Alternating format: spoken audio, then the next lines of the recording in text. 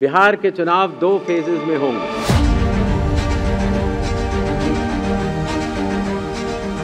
অবশেষে বিহার নির্বাচনের নির্ঘণ্ট প্রকাশ করল নির্বাচন কমিশন। এসআইআর হওয়ার পরে বিধানসভা নির্বাচন হতে চলেছে বিহারে। নভেম্বরেই হবে নির্বাচন, ফল বেরোবে সে মাসেই।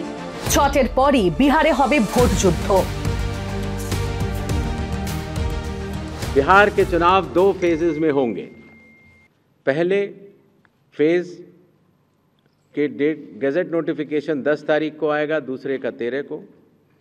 Last date of making nominations पहले फेज की 17 को होगी, दूसरे की 20 को। स्क्रूटनी 18 और 21। विड्रॉल की आखिरी तारीख 20 अक्टूबर और 23 अक्टूबर। और date of poll 6 November Thursday और दूसरा 11 नवंबर ट्यूसडे।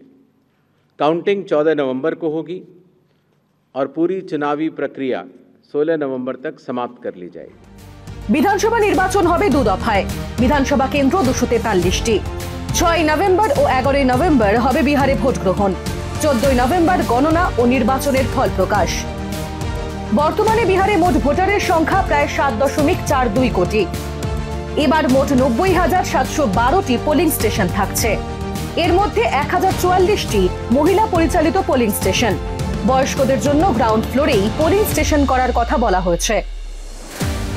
মুখ্য নির্বাচন কমিশনার জ্ঞানেশ কুমার সোমবার আরো জানান, ভোটার তালিকায় যাদের নাম নতুন করে জুড়েছে বা যাদের নাম বা ঠিকানা পরিবর্তন হয়েছে তাদের 15 দিনের মধ্যে নতুন এপিক কার্ড দেওয়া হয়েছে।